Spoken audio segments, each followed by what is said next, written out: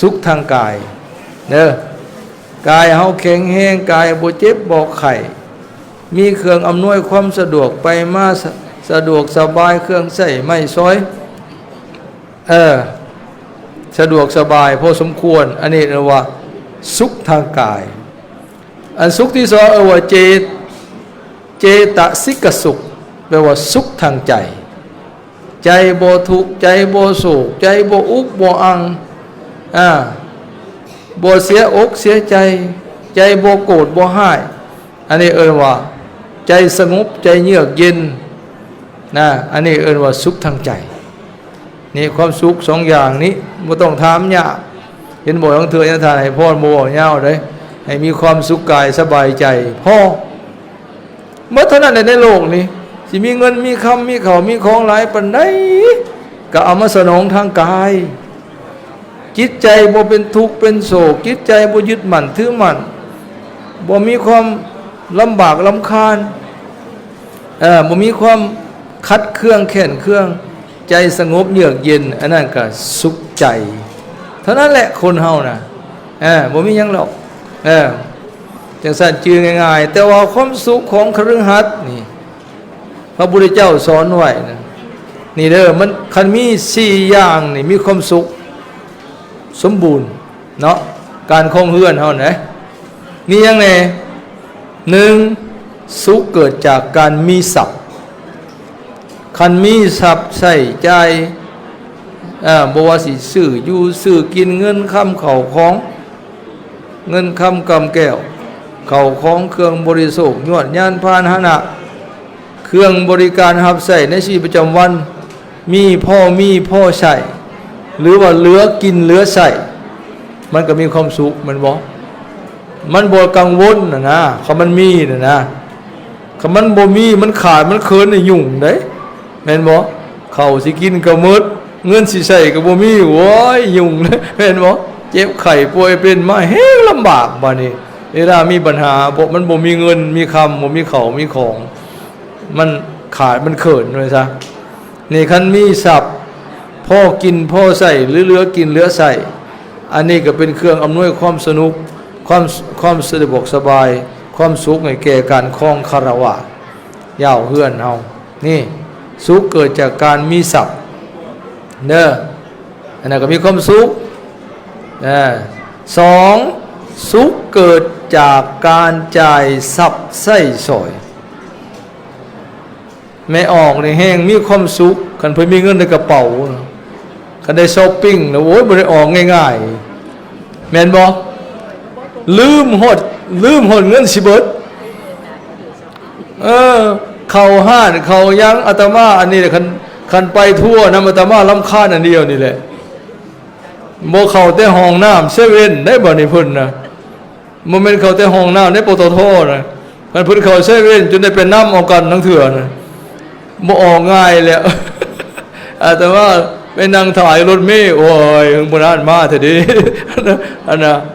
แต่อาตมาจะบ่ค่อยขึ้นรถเมล์นำคันมีรถส่วนตัวไปเลยนะไม่ออกดาวแล้วก็อยากให้อาตมาไปขึ้นรถน้ำอยู่บ่ขี้ข้านทาไม่ออกไม่ออกเขาเซเว่นนั่นออกนะไม่เป็นนั่นมันม่วนตอนจ่ายทรัพย์ใส่ซอยนั่นม่วนกันเข้าห้านเข้าห้างได้มีเงินซื้อน้ำแน่อยากได้หยังก็ได้โอ้ยเป็นใจบ่อันม่วนในตอนซื้อนะแต่ตอนเบิดบ่ม่วน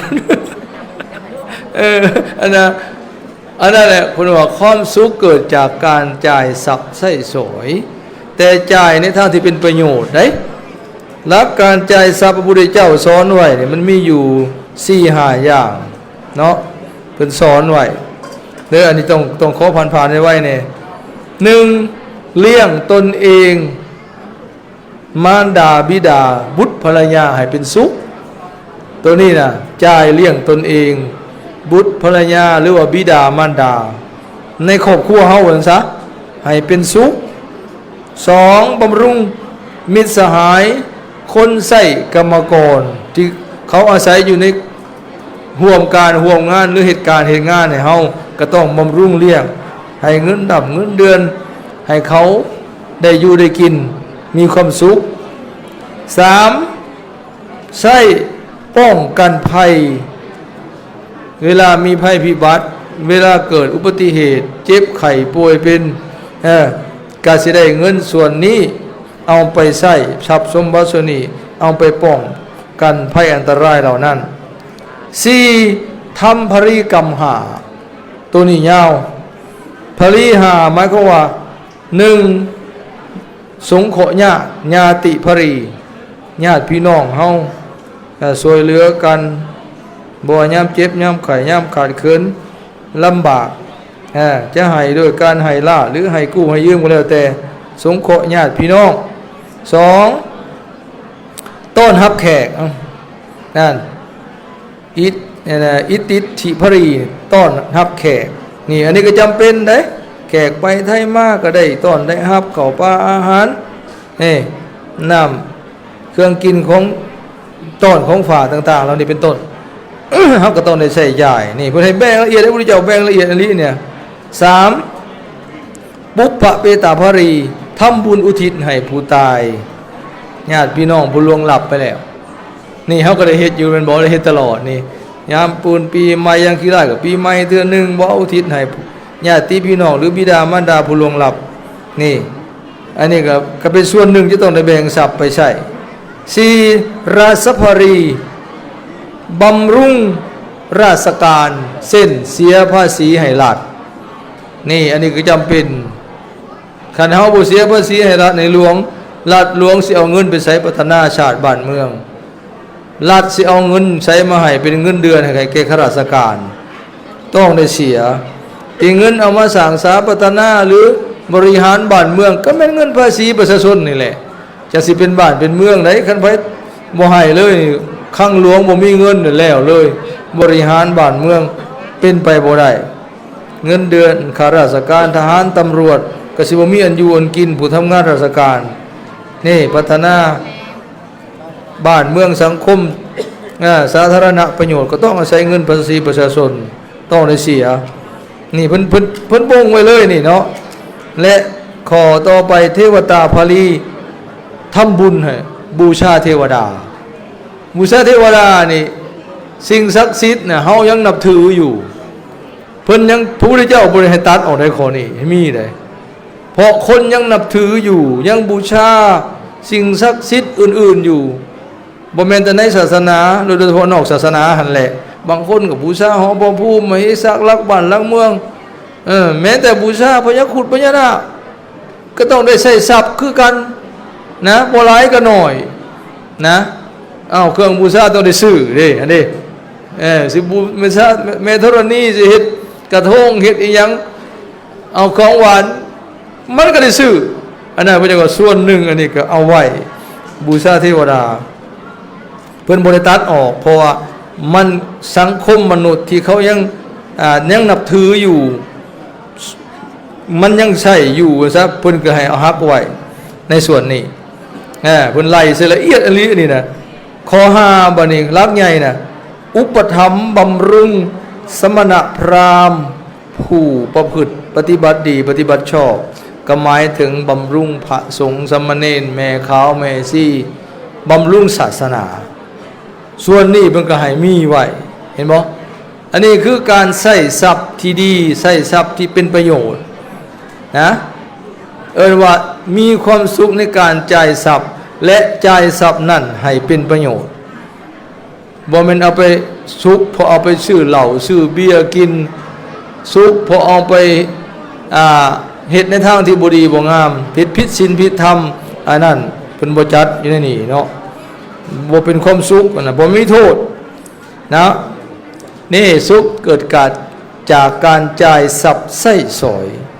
มีหมวดหนึ่งพระพุทธเจ้าตรัสด้วยการจ่ายใช้ทรัพย์1ส่วนเลี้ยงตนเอง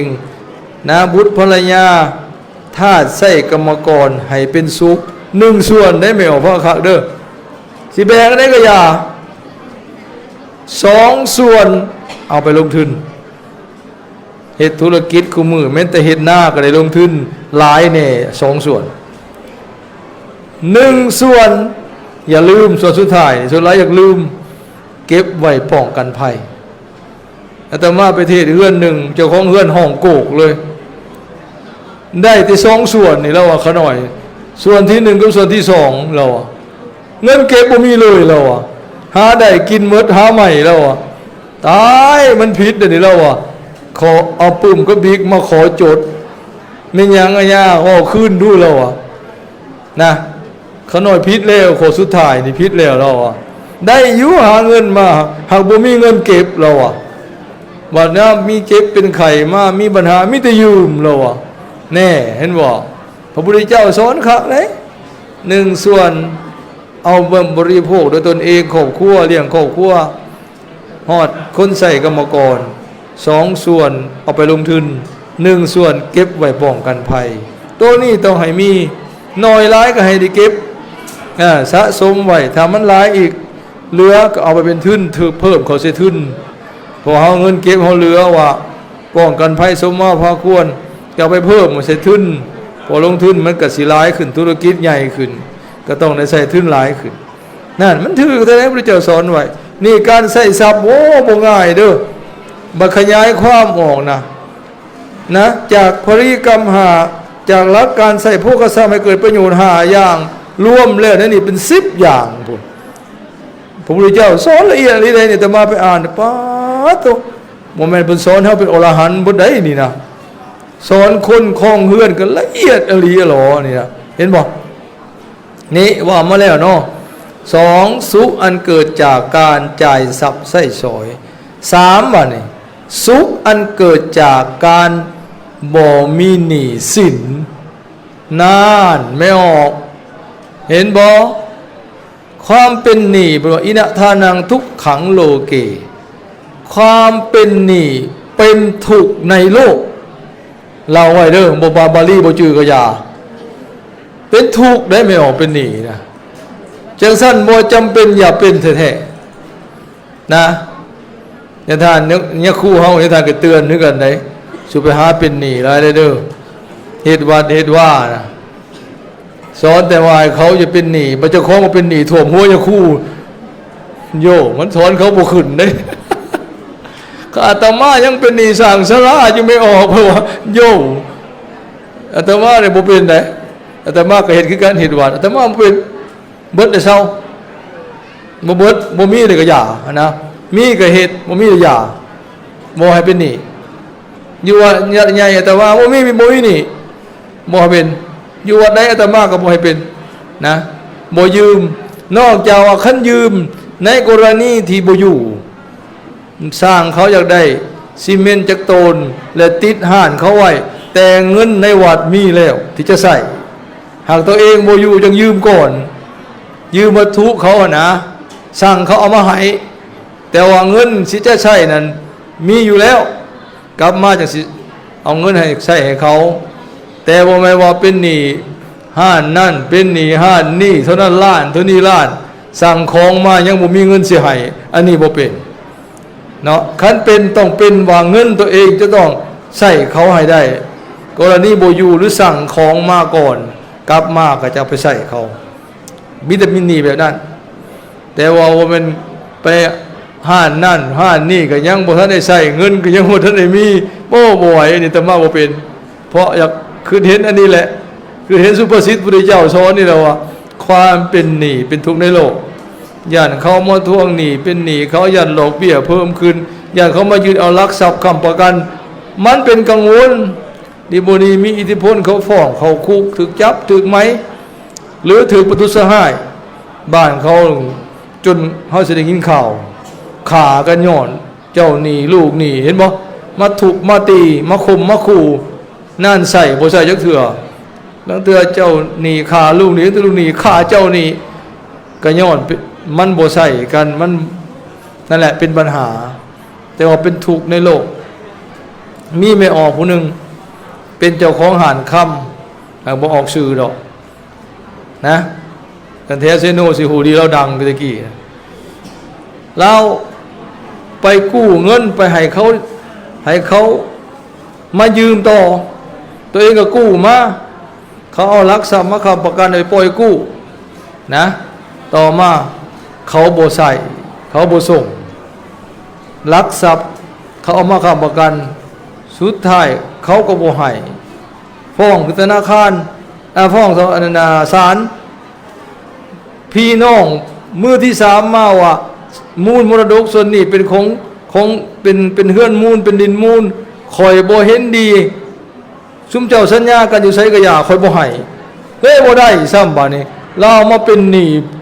กู้มาอีกได้มาหาใส่หนี้ผู้นี้อีกหลายโพดทั้งที่ตัวเองเป็นเจ้าของห้างขายค่ำพุ่นนะนั่นแหละอยากได้หลายโพดสุดท้ายถูกตัวถูกต้มกันเป็นปัญหานี่เนี่ยนี่เราจึงเห็นได้พระพุทธเจ้าสอนว่าความเป็นหนี้เป็นทุกข์ในโลกถูกที่สุดเลยเป็นหนี้โต๊ะเกาะเหนี่ยวกันไปผู้นั้นมาเป็นหนี้ผู้นี้เป็นหนี้ผู้นั้นยุ่งกันเลยวันนี้ขึ้นโห้องขึ้นศาลนี่คันบ่จำเป็นอย่าเป็นเนาะนี่นะมันเป็นทุกข์ในโลกสั้นความบ่มีหนี้สินนี่ก็เป็นสุขไหนเศร้าหายเศร้าหน้าเฮาตะกี้อยู่น้ำบ้านน้ำเมืองเฮานี่เฮ็ดให้เฮ็ดหน้าแล้วเข้าแล้วหน้าบ่ได้กังวลหน้าก็มีเฮือนก็มีงัวควายไปเขาอีหยังพอได้อยู่ได้กินบ่ได้กังวลเดือดร้อนบ่ได้ย่านไผมาทวงหนี้ทวงสินกินแซ่บนอนหลับถึงบ่ร่ำบ่รวยบ่มีเงินค้ำกำแก้วหลายก็มีอยู่มีกินก็กินแซ่บนอนหลับบ่ได้กังวลย่านเพิ่นมาทวงหนี้บ่ย่านเพิ่นมายึดทรัพย์ยึดบ่ได้เอารักทรัพย์ไปค้ำประกันผู้ใดนี่นะเอาสิเห็นได้นี่อันนี้ก็เป็นความสุขอันหนึ่งเด้อความสุขเกิดจากการบ่มีหนี้สินข้อสุดท้ายความสุขเกิดจากการประกอบการงานที่บ่มีโทษนี่การงานใดที่เฮาประกอบอาชีพอยู่นั่นว่าสัมมาอาชีพที่สุจริตนะ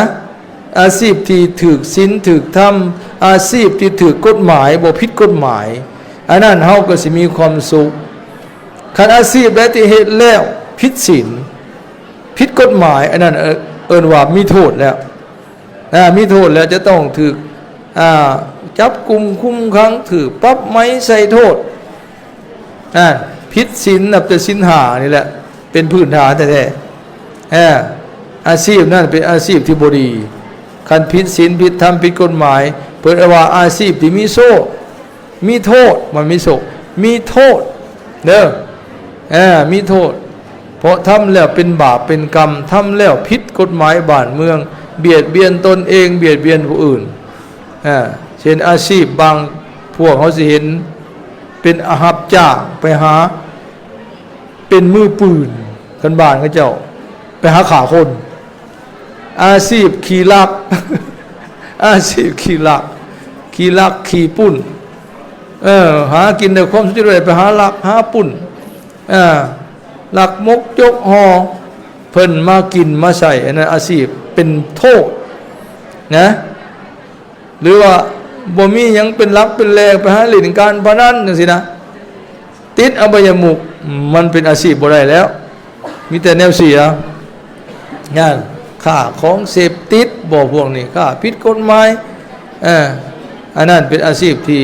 ทุจริตบ่แม่นสุจริตนะจังซั่นอาชีพที่บ่มีโทษเป็นอาชีพที่บริสุทธิ์หากินด้วยความชอบธรรมที่เรียกว่าอาชีพที่ซื่อสัตย์สุจริตนี่อันนั้นอย่างบ่มีโทษบ่ผิดทั้งศีลทั้งธรรมบ่ผิดทั้งกฎหมายบ้านเมืองเฮาก็อยู่ทางอยู่ทางไปอยู่ทางมาอยู่ทางค้าอยู่ทางขายบ่ได้กังวลห่อนใจว่าไผสิมาพ้องเอาโทษบ่มีตำรวจสิมาจับกุมคุ้มขังเพราะเฮาบ่ได้เฮ็ดผิดกฎหมายอันนี้ก็มีแต่ความสุขบัดนี้แม่นบ่สิใช้สิจ่ายสิไปไสมาไสบ่ละหวาดละแวงว่าอย่าเป็นโทษเพราะเฮาบ่ได้เฮ็ดผิดแม่นบ่น่ามีน้อยก็เป็นของเฮาได้มาด้วยความชอบธรรมมีหลายก็ได้มาด้วยความสุจริตจึงบ่มีความละหวาดละแวงนะบ่มีความหยั่นกลัวต่อโทษต่อภัยอันนั้นแปลว่าความสุขอันเกิดจากการประกอบการงานที่บ่มีโทษนี่คันมีความสุข5ประการนี่สมบูรณ์แบบไม่ออกความเป็นพอออกไม่ออกเป็นฆราวาส1จือไว้เด้อทวนคืนความสุขเกิดจากการมีทรัพย์ 2. สุขเกิดจากการจ่ายทรัพย์ใช้สอยให้เป็นประโยชน์ 3. สุขเกิดจากการโมมีหนี้สิน 4. สุขเกิดจากการประกอบการงานที่บ่มีโทษจืออยู่บ่จือซับจักสิเอายังไปพิจารณานี่นะจือง่ายๆมีสุขเกิดจากมี 2. สุขเกิดจากการใช้สอย 3. สุขเกิดจากการบ่เป็นหนี้ 4. สุขเกิดจากการเฮ็ดเวียกเฮ็ดงานที่บ่มีโทษนี่นะบ่ผิดกฎหมายบ่ผิดศีลธรรมจดไว้นะบ่ซีอันนี้นะลืมบอกว่าหัวข้อมันผิดตัวหาเนี่ยเป็นหลักการใช้ทรัพย์อันน่ะ5อย่างน่ะฮะชื่อครับบ่มีหนี้ ชื่อบ่มีหนี้ เอาหนึ่งสุขเกิดจากการมีทรัพย์ก่อนเด้อ 2. สุขเกิดจากการจ่ายทรัพย์ใช้สอย 3. สุขเกิดจากการบ่เป็นหนี้4. สุขเกิดจากการทำการงานหรือประกอบที่บ่มีโทษการงานที่บ่มีโทษหรืออาชีพก็ได้นะนี่ความสุขไม่ได้นั่นได้พระพุทธเจ้าสอนครับอีหลีแต่มาขณะว่าการใช้ทรัพย์นี่โอ้ไปขยายเอาแล้วบ่แม่นน้อยเลี้ยงตนเองบุตรภรรยาบิดามารดาให้เป็นสุขสงเคราะห์ญาติพี่น้องรับแขกนั่นทำพลีกรรมหาและก็บำรุงสมณะพระป้องกันอันตรายเอาเก็บไว้ป้องกันอันตรายและบำรุงสมณะพราหมณ์ผู้ทรงศีล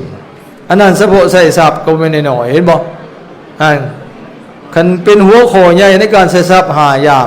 แยกเป็นหัวข้อย่ออีก5เป็น10ปุ่นหลักการใช้ทรัพย์น่ะมันไม่ง่ายไปเลยพระเจ้าสอนละเอียดดีแต่มาอย่างโอ้นั่นแต่อันนี้แหละเฮานั่นมันบ่เข้าถึงธรรมะไม่ออกเฮาก็เลยอะไรแต่ไปไหว้พระ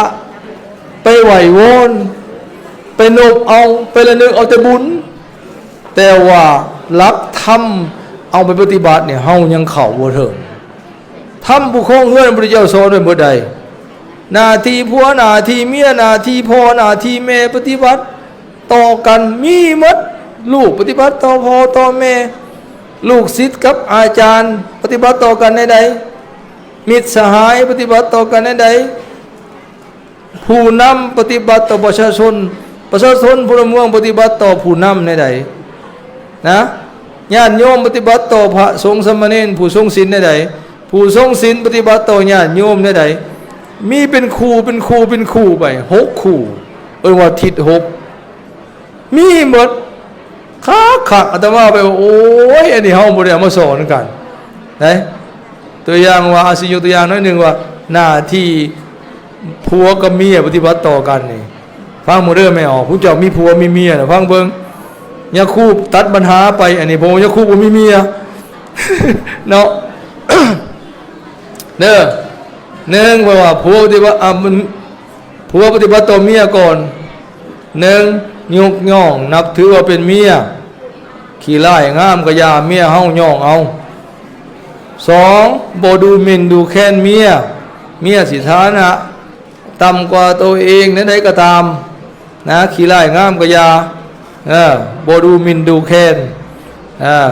3บ่นอกใจเมียนั่นรู้จักเนาะบ่มีสู้นะบ่เล่นสู้บ่นอกใจ3มอบทรัพย์สมบัติความให้แก่ภรรยามอบความเป็นใหญ่ในครอบครัวให้เขาจะเอิ้นแม่เจ้าเฮือนน่ะเห็นบ่เราเป็นแม่เฮือนได้เราดูแลผู้คนคุณแน่ในเฮือนได้เงินมาเพิ่นบ่ให้โยยุ่งได้เนาะเบิ่งลูกเบิ่งเต้าอันใดขาอันใดพ่อในเฮือนแม่บ้านเราฮู้หมดของเราเบิ่งเฮือนเบิ่งชานพ่อเฮือนเพิ่นบ่ให้เงินยุ่งเด้จึงได้เพิ่นจะให้มอบทรัพย์สมบัติให้เมียดูแลคันเมียเป็นตาเอาเด้คันเมียขี่เหล้าขี่ใบขี่โบขี่ไผ่โยกจิบหายกันเนี่ยแต่ปานนั้นเราก็ยังได้เบิ่งอยู่เองนะพอเราดูแลเราเป็นผู้อยู่เฮือนดิจะว่าแม่เจ้าเฮือนน่ะเขาบ่เอิ้นได้พ่อเจ้าเฮือนแม่เจ้าเฮือนเด้นะ กันมาเฮือนต้องให้แม่เฮือนเป็นใหญ่อย่าไปเป็นใหญ่ในเฮือนนี่ต้องแม่เฮือนเป็นใหญ่แต่คันไปทำการทำงานน่ะอยู่ในห้องล้านห้องการเป็นเจ้าเป็นนายอันนั้นแม่เฮือนอย่าไปใหญ่นะหั่นผิดหน้าที่คันมาเฮือนแม่เฮือนแล้วบิดหูได้ในพ้นแล้วก็บิดหูได้ เห็นบ่คันเป็นใหญ่อยู่ห้องการเป็นใหญ่อยู่สำนักงานนั่นได้อันพอเฮือนน่ะแต่มาเฮือนต้องแม่เจ้าเฮือนเป็นใหญ่ อันนะนี่มาในข้อหาเครื่องแต่งกายให้ขอสุดท้ายนี่เมืองดูพระพุทธเจ้าบ่ปฏิเสธได้ขอนี่นะเพราะหยังแม่ออกเขาเจ้าต้องให้งามต้องแต่งต้องแปลงแม่นบ่ไปกับสังคมได้ภรรยาตัวเองงามมายามใดก็เปิ้นเวินกับตะแพงตะหักตัวอันนี้เพิ่นมูดยูดอยู่ตะแต่งกันใหม่ๆพุ่นได้ลูก1ลูก2คือบ้านนอกตะกี้โลดโอ้ยผ้าขาวเขียนอึกผมหยองปานนี้ บ่เคยพอเขาแปลงน้ำได้จักเทื่อมันสิงามได้เนาะไปเบิ่งผู้สาวเบิ่งเมียผู้อื่นเปิ้นเวิร์นอยู่พอเมียตัวเองปัญญักสดน้ำฮ้อนมันสิไปงามได้ นี่เห็นบ่ ต้องให้เครื่องแต่งกายให้มันเหมาะกับยุคกับสมัยพอสมควรเขาหรือว่าเราหมักหยังเราหมักแต่งหยังแม่มันก็เอาให้เล่าอันนี้ผูกใจสามีผูกใจภรรยาได้5อย่างเอาอันที่ภรรยาก็ต้องตอบแทนสามีสงเคราะห์ผัว5อย่างคือกันเนื้อตอบแทนกัน1จัดการงานดีเป็นแม่บ้านอย่าขี้เกียจขี้ข้านเวียกเฮือนการสร้างให้มันเป็นเบิดนะว่าเฮือน3น้ำ4นั่นน่ะให้มันเป็นเนาะเวียกน้อยเวียกง่ายโดยเฉพาะเวียกเฮือนการสร้างทั้งหลายให้มันเป็น2สงเคราะห์ญาติข้างผัวดีตัวนี้แหละค่ะพิเศษได้ข้อนี้นะเป็นหยังบ่ว่าสงเคราะห์ญาติตัวเองเพราะว่าแม่ยิ่งเฮานั่นส่วนหลายนั่นอยากสงเคราะห์แต่พ่อแม่พี่น้องเจ้าของคันพ่อแม่เจ้าของมาป่าลุงฝ่ายตัวเองมาไม่ยังคนให้บัดฝ่ายปู่ย่ามาบางคนโหดซักก็มีบ่อยากต้อนอยากครับอันนี้มันเป็นแต่คนลาวพระพุทธเจ้าโจจงไว้เลยว่าสงเคราะห์ญาติข้างผัวดีพระพุทธเจ้าว่ายิ่งใดอุปถากพ่อผัวแม่ผัวเหมือนพ่อแม่ตนเองนะเพิ่นว่าเป็นรัตนนารีเป็นนางแก้วนางแก้วรัตนะแปลว่าแก้วนารีแปลว่านางยิ่งแก้วผู้ใดเคารพพ่อผัวแม่ผัวเหมือนพ่อแม่ตัวเองหาได้ยากป่าถูกบ่ธรรมดาเด้น่ะอันนี้ส่วนหลายเลยบ่อยากสนอยากต้อนอยากหับหรือให้กับเป๊ะๆบางๆเล็กน้อยๆบัดพ่อแม่พี่น้องเจ้าของมาคนให้นั่นพระพุทธเจ้าไม่อยากลำเอียงนะแน่นพี่น้องพวางผัวมาเพื่อนพุงมาโอ้ยทั้งให้ทั้งด่าเสียดด่าสีโมมันก็บ่อยากมาแล้วเมียมึงด่าเก่งกระโดดเป็นตะสั่งอยากคบหาอยากฆ่าอยากไปห่วงการห่วงงานก็ยากบ่ให้เกียรติแขกคนมาเฮือนมาชานบ่จักต้นจักหับนาบูดมุยูแน่เห็นบ่อันแม่นได้น่ะ3บ่นอกใจผัวอันนี้ก็เข้าใจนะบ่เล่นสู่จากผัว3 4รักษาสมบัติที่ผัวหามาได้บ่ให้ตกเหี่ยเสียหายผัวเล่าให้เจ้าเป็นธนาคารในเฮือนนั่นมอบเงินให้เจ้ารักษาใส่ซอยแล้วเจ้าก็รักษาให้ดีบ่ใส่ฟุ่มเฟือยบ่ไปใส่ให้มันทางเสื่อมเสียเช่นเล่นการพนันต่างๆนี่เก็บหอมรอมริบรักษาไว้ให้ดีผัวมอบความเป็นใหญ่ให้แล้วหาดุมันบ่ขี้ข้านในเวียกทั้งปวงในที่นี้เพิ่นต่างกับข้อหนึ่งไหนข้อหนึ่งว่าจัดการงานดีเฮ็ดเวียกเฮือนการสร้างต่างๆแต่ข้อนี้น่ะหมายถึงเอาใจผัวให้เครื่องแต่งกายเจ้างามเจ้าก็ฮู้จักถนอมน้ำใจเอาใจผัว บ่ต้องสอนมาย่าผู้หญิงชุมเจ้านะเฮ็ดได้ผัวสิเพลงนะเข้าใจแล้วบ่ว่าเนี่ยนี่บ่แม่นเอาแต่หวานแต่ตอนใหม่ๆเฮิงไปแล้วๆฮอบ่หวานไอ้หยังอันหลวงพ่อยังเกาะพื้นที่นะตะกี้เนาะภาษาบ้านเพิ่นน่ะนะกันเห็นกันมาใหม่ๆเอาไปใหม่ติ๋มขาจ๋าบัดเฮิงมาเอิ้นบัดนี้ติ๋มเหอะขาขาดเด้อเราแล้วบ่หวานคือแต่เก่าเลยเราอ่ะนะเขาเจ้าอยู่เมืองบ้านเขาเจ้าเนี่ยเขาเจ้าแต่ละปีเขาเจ้าคัดเรื่องผัวตัวอย่างคัดเรื่องเมียตัวอย่างคู่ครองตัวอย่างที่หักแพงกันมาแต่หนุ่มจนเฒ่าจนแก่ว้าวจาดีอ่อนหวานเฒ่าแก่ปานใดก็ยังอ่อนหวานใส่กันอยู่แม่นยังยานี่แม่ใหญ่แม่เฒ่าซื้อเหล้าแม่ย่านี่น่ะเหล้าผัวแล้วก็เฒ่าประมาณ80ปลายอายุอุ่นยังฮอด90เลยยังหวานกันอยู่เท่าคู่มือนี่ไปใส่อยู่ในเฮือน2เท่าจูงแขนกันย่างเลาะเดินยังหอมกันอยู่ คือผู้บ่าวผู้สาวนี่ไปนั่งตั้งอยู่ในเดินหญ้าเดินบ้านยังจูจี้กันอยู่อันนั้นแหละคือมันเป็นเครื่องผูกจิตยิ่งผู้เฒ่าลูกหลานก็บ่อยู่ขาดความอบอุ่นผู้เฒ่าอยู่น้ำกันแบบบ่สนกันอีกมันบ่อยากป่าน้ำกันแห้งเหงาเห็นบ่ผู้เฒ่าบางคนน่ะมีในครอบครัวยังอยู่แต่ไปอยู่เฮือน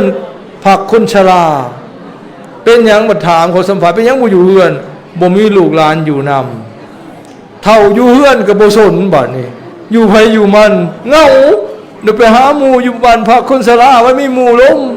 มีหมู่ละหมู่คุยเฮ็ดกิจกรรมนั่นนี่เขามีฮอดดน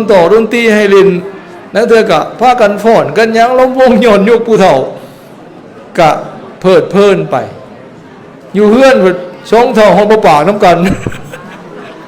กันไปนั่งก็ยังมาไก่ก็ได้เฒ่านี่พอมุดมัดพออ้าวตายเลยนั่นน่ะอันนี้แหละนั่นแหละเห็นบ่เพราะว่าเอาใจสามี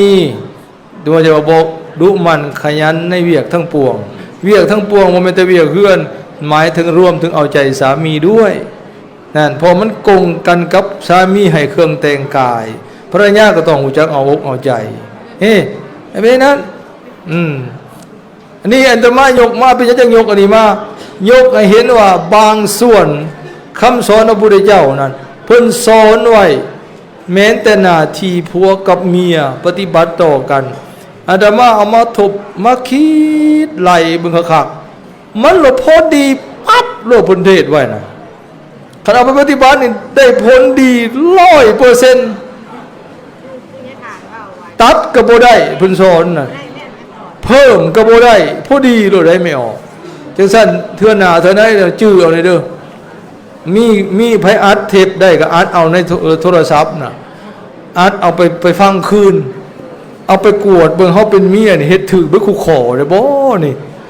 บัดนี้พออีนางหรือพอเจ้าเฮือนนี่เราเฮ็ดถูกแล้วบ่หน้าที่ผัวเราน่ะ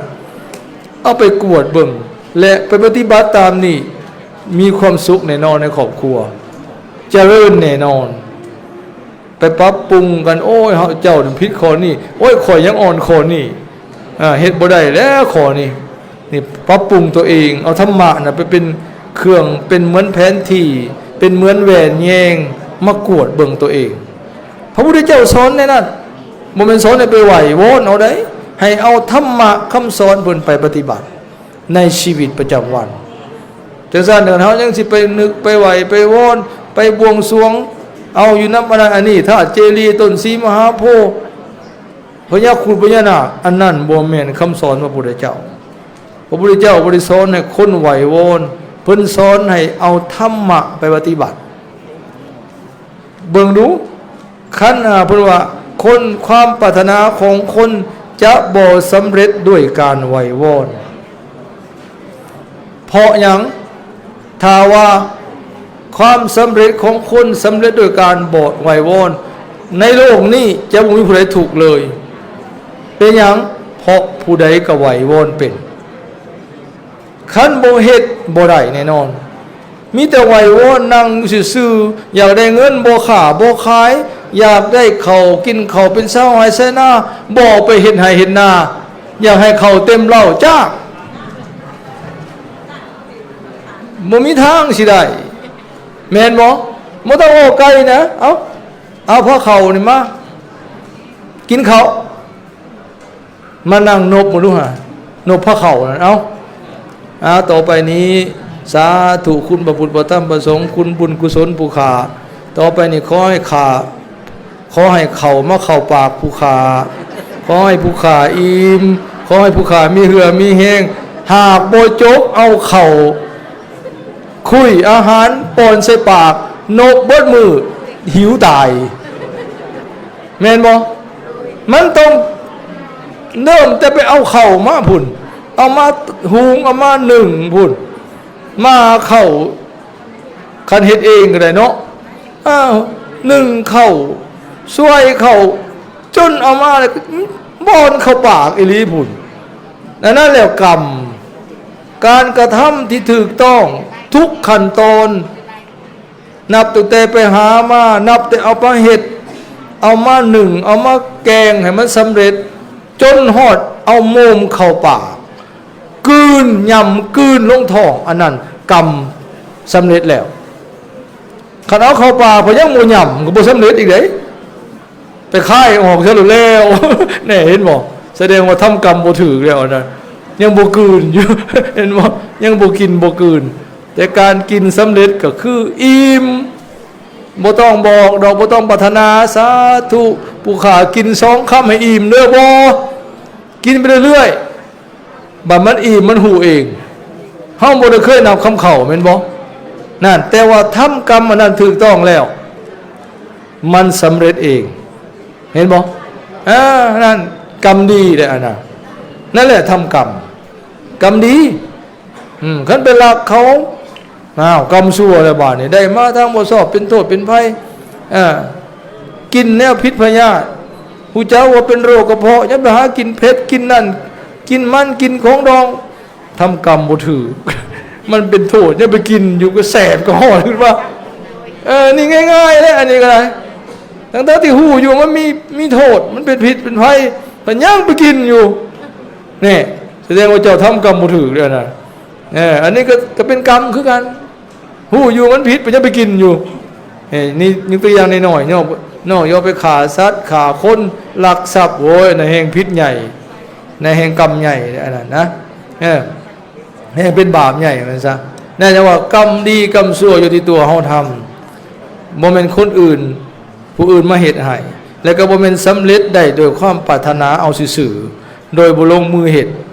พระพุทธเจ้าสอนในเสื่อกรรมและผลของกรรมเสื่อว่าอันนี้กรรมอันนี้เฮ็ดแล้วดีเฮ็ดเสื่อว่ากรรมอันนี้บ่ดีเป็นน้ำความชั่วทุกข์โทษเวรภัยมาให้เลยเวทเท่านั้นเองมันก็ดีเองบัดนี้นะถึงบ่ไหววอนก็ดีเองก็คือเฮากินข้าวนั่นแหละถึงบ่ปรารถนาให้อิ่มกินไปเรื่อยๆมันก็อิ่มเองเห็นบ่นั่นแหละคือผลกรรมมันสำเร็จแล้วนี่ให้เข้าใจเด้อบ่มีไผดอกปรารถนาให้เจ้าของถูกแม่นบ่มีบ่ไม่ออกมาเฮ็ดบุญเฮ็ดบุญหลายๆซะถูกขอให้ผู้ขาดทุกข์กว่าเก่าเด้อสิบ่มีเนาะมีแต่อยากหั่งอยากมีอยากร่ำอยากรวยอยากสวยอยากงามแต่ว่าคันบ่ลงมือทำมันก็บ่ได้สิมีแต่นั่งปรารถนาเอานั่งจนก้นเป็นหากคุณก็บ่ได้จังซั่นมันต้องได้เหตุได้ทำกรรมอันที่ดีที่งามที่ถูกที่ต้องที่เหมาะที่ถูกที่มีเหตุมีผลคือพระพุทธเจ้าแสดงไว้เฮาก็สิมีแต่ความสุขดังที่ญาตินำมาเทศเรื่องความสุขของคฤหัสถ์คันอยากมีความสุขให้ปฏิบัติให้ถึงให้ครบคือดังกล่าวมานี้เฮาจะสิมีความสุขในความเป็นฆราวาสอย่างสมบูรณ์แบบเนาะเอาญาติแสดงมาก็เห็นว่าสมควรแก่เวลาจึงขอยุติเพียงเท่านี้ในท้ายที่สุดนี้ขอน้อมนึกเอาคุณพระพุทธคุณพระธรรมคุณพระสงฆ์ญาติโยมทั้งหลายก็นึกเอาบุญกุศลที่เฮาได้กระทำมาแล้วทั้งในอดีตก็ดีในปัจจุบันจงมาเป็นที่จังที่เพิ่งมาปกป้องคุ้มครอง เฮาทานทั้งหลายปราศจากทุกโศกโรคภัยไข้เจ็บปราศจากจิตอันเป็นอกุศลขอให้เจริญงอกงามไพบูรย์พูนสุขในชีวิตของตนเจริญในศีลในธรรมยิ่งขึ้นไปจนตราบเท่าถึงความพ้นทุกข์ทำให้แจ้งซึ่งพระนิพพานพุนเถิด